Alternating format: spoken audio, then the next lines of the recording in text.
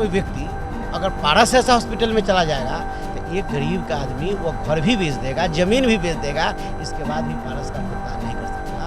आपका सरकारी अस्पताल सब फेल है कि स्वास्थ्य मंत्री का विचारधारा, स्वास्थ्य मंत्री फेल है, आप फेल हैं, बिहार के मुख्यमंत्री फेल है। और सबसे पहले ये कोरोना महामारी है, इससे पहले बचाइए, इसके बाद आगे की राजनीति करिए। इनके पास कोई व्यवस्था नहीं है, इनके जितने सरकारी हॉस्पिटल है वो राम भरोसे चल रहा है। नमस्कार, मेरा नाम आलोक है, आप लाइव सिटीज देख रहे हैं। बिहार सरकार ने अब कोरोना से संक्रमित मरीजों को बचाने के लिए एक नया उपाय ढूंढ लिया है।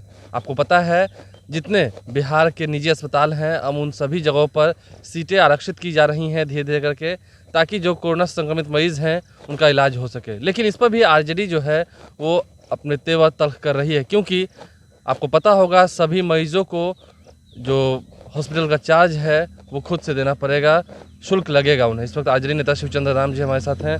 जिस तरीके से सरकार ने बड़ा फैसला लिया है कि निजी अस्पतालों में भी 20 से 25% जो सीटें हैं वो कोरोना संक्रमित मरीजों के लिए रहेंगी, तो क्या लगता है ये सराहनीय कदम है? देखिए, सरकार के जो व्यवस्था है, स्वास्थ्य विभाग का जो महकमा है, सरकार के जो भी सरकारी अस्पताल तो फेल है, सरकार फेल है।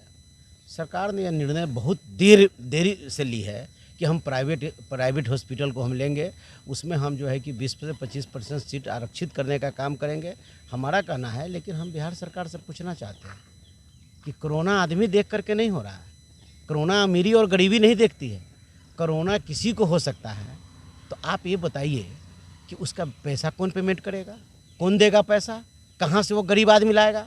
और ख़ास करके कोई व्यक्ति अगर पारस ऐसा हॉस्पिटल में चला जाएगा तो एक गरीब का आदमी वो घर भी बेच देगा, ज़मीन भी बेच देगा, इसके बाद भी पारस का भुगतान नहीं कर सकता। तो मेरा ये कहना है कि आपने अच्छा किया है, क्योंकि आपका स्वास्थ्य विभाग फेल हो गया, आपका सरकारी अस्पताल सब फेल है कि स्वास्थ्य मंत्री का विचारधारा, स्वास्थ्य मंत्री फेल है, आप फेल हैं, बिहार के मुख्यमंत्री फेल है। लेकिन ऐसे परिस्थिति में अगर प्राइवेट हॉस्पिटल में आप रखते हैं तो उसकी व्यवस्था आप घोषणा करें कि हम निःशुल्क जो है वहाँ पर उसकी जितनी खर्च होगी उसको बिहार सरकार बियर करेगी। और बिहार का तमाम हॉस्पिटल, जितने भी प्राइवेट हॉस्पिटल है, उसको आप अपने अंडर में लीजिए। और सबसे पहले ये कोरोना महामारी है, इससे पहले बचाइए, इसके बाद आगे की राजनीति करिए। नहीं, जिससे कि सरकार ने कहा कि शुल्क लगेगा, तो क्या ये बहुत गलत फैसला है? देर से फैसला लिया, लेकिन लिया भी तो गलत लिया। अरे, फैसला तो सबसे पहले है कि इनको 3 महीना पहले करना चाहिए था। इनके पास कोई व्यवस्था नहीं है, इनके जितने सरकारी हॉस्पिटल है वो राम भरोसे चल रहा है। हमारे नेता तेजस्वी प्रसाद यादव जी लगातार कर रहे हैं, लगातार यह गरीबों की बात कर रहे हैं, दबे कुचले शोषित की बात कर रहे हैं तेजस्वी प्रसाद यादव जी। लेकिन बिहार की सरकार सुनने के लिए तैयार नहीं है। वेंटिलेटर नहीं है, ऑक्सीजन नहीं है, वो स्टाफ नहीं है, डॉक्टर नहीं है। वाह रे वाह सरकार, ये कैसी सरकार! सरकारी अस्पतालों में कहा जा रहा है कि इलाज किया जा रहा है। इलाज अगर होता तो आप नहीं देखते हैं क्या? ऑक्सीजन नहीं, अब उसको जो है कि वहाँ से भेज देता है बिना ऑक्सीजन लगे हुए। ऑक्सीजन लोग अपने लगा करके अपने लगाता है, सिलेंडर ढो करके अपने से ले जाता है। वाह रे वाह बिहार सरकार! ये तो कहने का मतलब देश के इतिहास में पहला राज्य ये बिहार है। और बिहार के मुख्यमंत्री श्री नीतीश कुमार जी हुए, उप मुख्यमंत्री सुशील कुमार मोदी जी हुए, कि इनकी सारा पर्दा खुल गया कि कथनी और करनी में कितना अंतर है। ये कोरोना महामारी से बिहार के लोगों को बचा नहीं सकते, तो और क्या कर सकते? अंतिम सवाल आपसे यही है कि क्या अगर लोगों को बचाना है तो निःशुल्क करना होगा, जरूरी है? नहीं, एकदम इस पर विचार हो। और मुख्यमंत्री जी विचार करिए कि गरीब का बेटा कैसे इलाज करा पाएगा।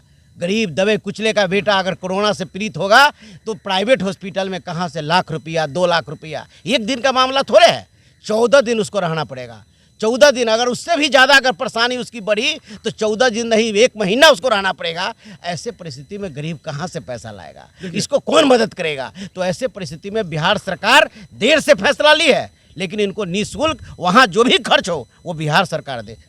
देखिए, कुल मिलाकर लाखों रुपए एक गरीब व्यक्ति कहाँ से देगा, यही सवाल खड़ा हो रहा है। और आरजेडी बहुत मजबूती से इस सवाल को उठा रही है कि फैसला लेने में तो देर कर दी हुजूर आपने, लेकिन अब तो कम से कम गरीबों पर रहम कीजिए।